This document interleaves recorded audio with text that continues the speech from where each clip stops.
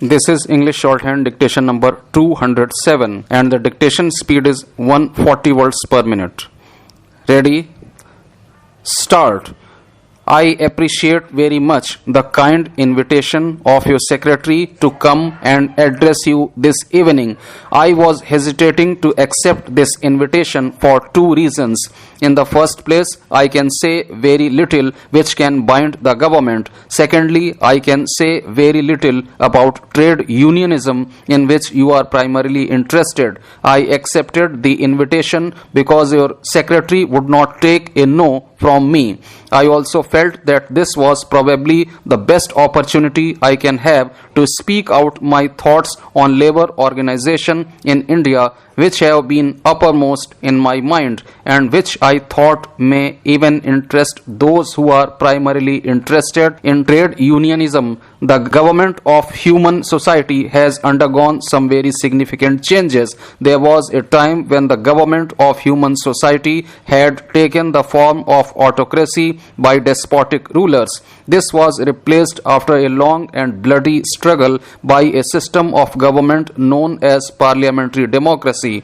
It was felt that this was the last word in the framework of government. It was believed to bring about the millennium in which every human being will have the right to liberty, property, and pursuit of happiness.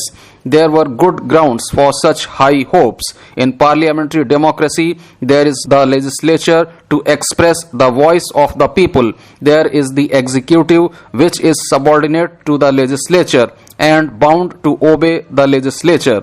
Over and above the legislature and the executive, there is the judiciary to control both and keep them both within prescribed limits.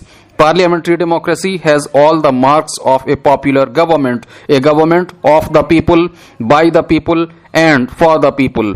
It is therefore a matter of some surprise that there has been a revolt against parliamentary democracy, although not a century has elapsed since its universal acceptance and inauguration.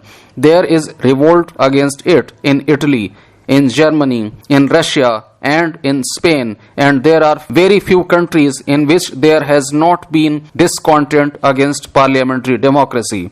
Why should there be this discontent and dissatisfaction against parliamentary democracy?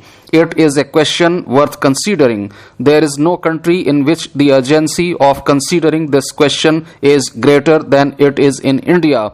India is negotiating to have parliamentary democracy. There is a great need of someone with sufficient courage to tell Indians that parliamentary democracy is not the best product as it appeared to be. Why has parliamentary democracy failed? In the country of the dictators, it has failed because it is a machine whose movements are very slow. It delays swift action. In a parliamentary democracy, the executive may be held up by the legislature, which may refuse to pass the laws which the executive wants, and if it is not held up by the legislature, it may be held up by the judiciary, which may declare the laws as illegal.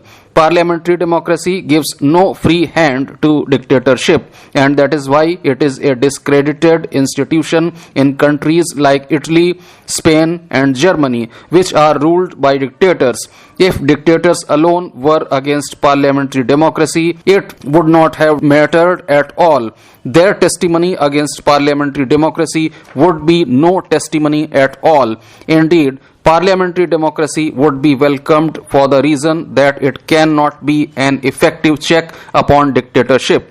But unfortunately, there is a great deal of discontent against parliamentary democracy, even in countries where people are opposed to dictatorship. That is the most regrettable fact about parliamentary democracy. This is all the more regrettable because parliamentary democracy has not been at a standstill.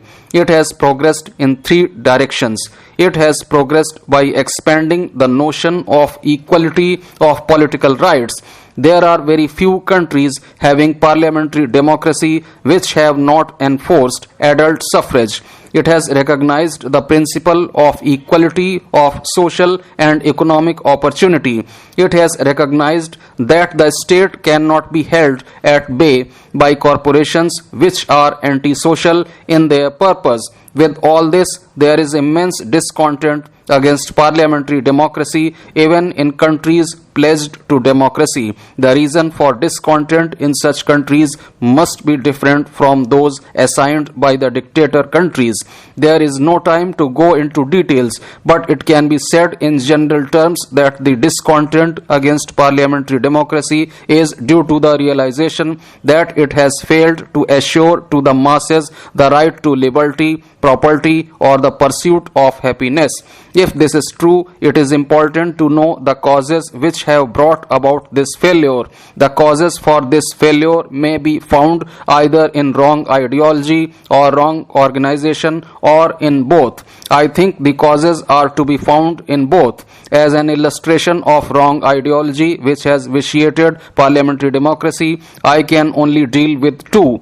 I have no doubt that what has ruined parliamentary democracy is the idea of freedom of contract. The idea became acceptable and was upheld in the name of liberty.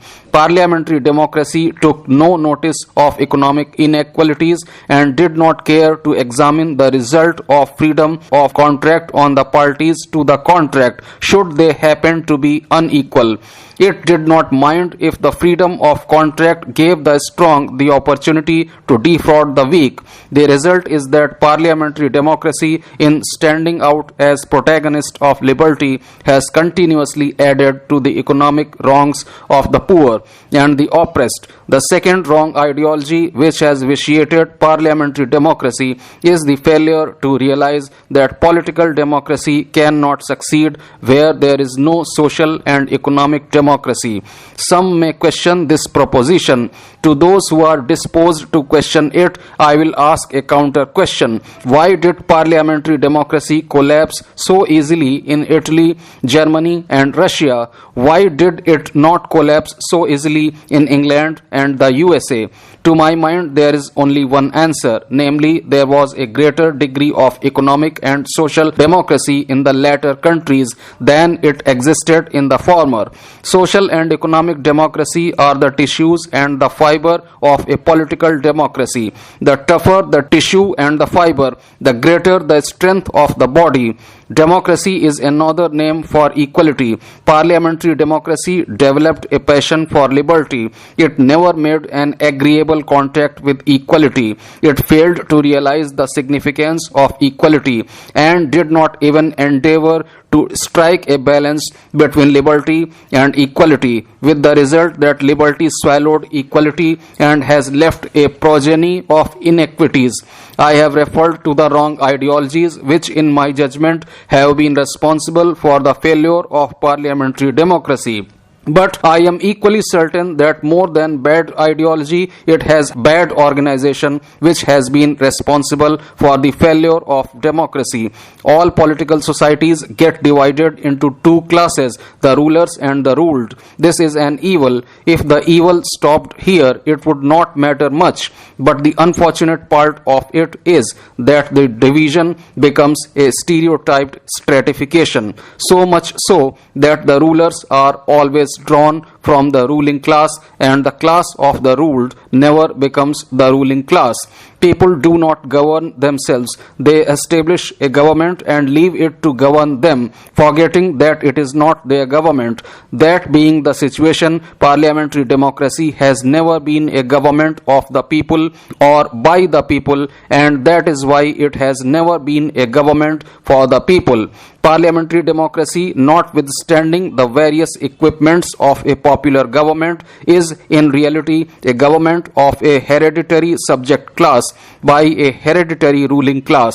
It is this vicious organization of political life which has made parliamentary democracy such a dismal failure. It is because of this that parliamentary democracy has not been able to realize the common man's dream of liberty, property, and pursuit of happiness. The question is, who is responsible for this? There is no doubt that if parliamentary democracy has failed to benefit the poor, the laboring, and the oppressed classes, it is these classes who are primarily responsible for it. In the first place, they have shown a most appalling indifference to the effect of the economic factor in the making of men's life. Someone very recently wrote a book called The End of Economic Man.